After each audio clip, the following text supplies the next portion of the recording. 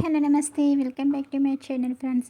ఒక mini vlog అయితే upload చేద్దాం అనుకుంటున్నా. ఈరోజు పాపను స్కూల్కి పంపేసినాక నేను చిన్న చిన్న పనులు చేసుకుంటామట. పాపకైతే వేరొక లంచ్ కుక్ చేస్తాము, ఇంట్లోకి అయితే వేరొక కుక్ చేస్తాము. పాపకి కదా కొంచెం ఎక్కువగా రైస్లు అన్నవి కొంచెం టమాటా రైసు అటువంటివి చేసి పంపిస్తూ ఉంటాను అనమాట. ఇంకా నేనైతే ఇప్పుడు పప్పు దోసకాయ చేద్దామని చెప్పి అయితే కందిపప్పు అన్నది తీసుకొని శుభ్రంగా కడిగేసుకుంటున్నా. తర్వాత దోసకాయ అయితే ఒకటి తీసుకున్నానండి.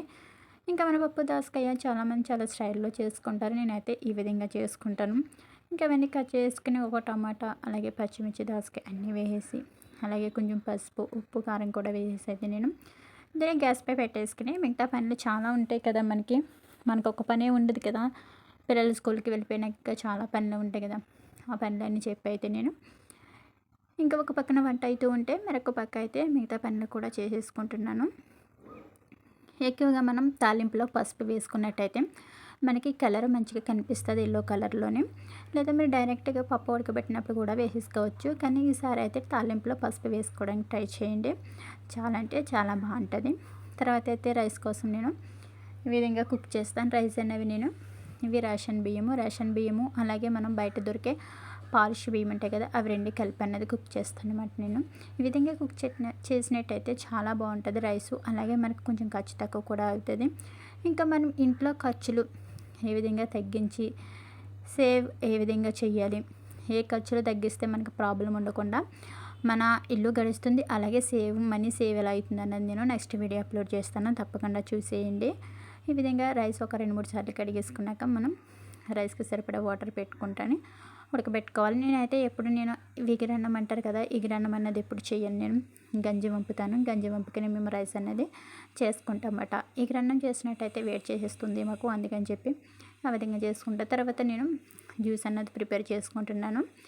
ఇంకా క్యారెట్ అలాగే బీట్రూట్ ఒక టమాటా అలాగే యాపిల్ ఈ 3 కలిపి అయితే నేను జ్యూస్ అన్నది రెడీ చేసుకున్నాను.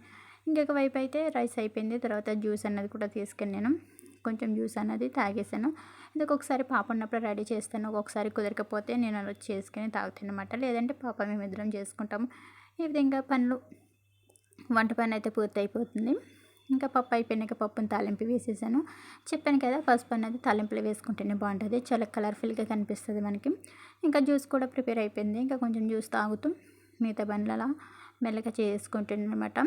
ఇంకా మళ్ళీ 12 కల్లా వెళ్ళి పాపని తీసుకురావాలి కదా, ఈ లోపు పనులన్నీ చేసుకోవాలి. పప్పు కూడా తాలింపు వేసి పక్కన పెట్టేసి ఇక మనం వంట చేసినాక మన కిచెన్ మొత్తం మెస్సీగా అయిపోతుంది కదా. సో ఆ కిచెన్ మొత్తము నేను క్లీన్ చేసుకుంటున్నాను. ఇంకా గ్యాస్ స్టవ్ అలాగే కౌంటర్ టాప్ అన్నీ క్లీన్ చేసుకుని ఇంకా రెడీ చేసిన వంటలు కూడా పక్కకు పెట్టేసి ఇక స్కూల్కి వెళ్ళే బాటిల్స్ ఉంటే అవి కూడా క్లీన్ చేసుకుంటున్నాను. వేరొక బాటిల్స్ అయితే పంపించాను, ఎప్పుడు క్లీన్ చేసుకోవాలి కదని చెప్పి అయితే ఈ విధంగా బ్రష్ ఉంటే బ్రష్తో క్లీన్ చేసుకుంటున్నాను. ఇంకా స్టీల్ బాటిల్స్ కదా, మనకి హాట్ వాటర్ వేయడానికి బాగుంటుందని ఎక్కువ స్టీల్ బాటిల్స్ యూజ్ చేస్తామన్నమాట. ఒకటి ఇంట్లోకి ఒకటేమో బాగా పంపిస్తాను అనమాట. ఇలా హాట్ వాటర్ వేసి తాగడం మంచిది కదా ప్రొద్దున్నే, అందుకని చెప్పి అయితే ఈ బాటిల్ యూజ్ చేస్తాను. ప్లాస్టిక్లో వేడి వాటర్ వేస్తే మంచిది కాదు కదా, సో అందుకే నేను ఎక్కువగా స్టీల్ బాటిల్సే యూజ్ చేస్తూ ఉంటాను అన్నమాట. ఇంక ఇవి కూడా శుభ్రంగా వాష్ చేసి సైడ్కి వేసి ఇంకా శుభ్రంగా గ్యాస్ స్టవ్ అలా కౌంటర్ టాప్ అన్నీ క్లీన్ చేసి ఇక ఫుడ్ మళ్ళీ గ్యాస్పై పెట్టేసి ఇంకైతే పాపని తీసుకురావడానికి అయితే ఇక మళ్ళీ రెడీ అయ్యి మళ్ళీ పాప దగ్గరికి వెళ్తున్నామట. ఇంతేనండి, నేను మార్నింగ్ ఇలా చేసుకుంటాను. ఇంకా చాలా ఉంటాయి, ప్రతిదీ చూపించలేదు కదా. ఇంకా రోజుకు ఒక వీడియో అప్లోడ్ చేస్తూ ఉంటాను. తప్పనిసరిగా అయితే నా ఛానల్ సబ్స్క్రైబ్ చేసుకోవడం మర్చిపోకండి. Please subscribe my channel. Thanks for watching.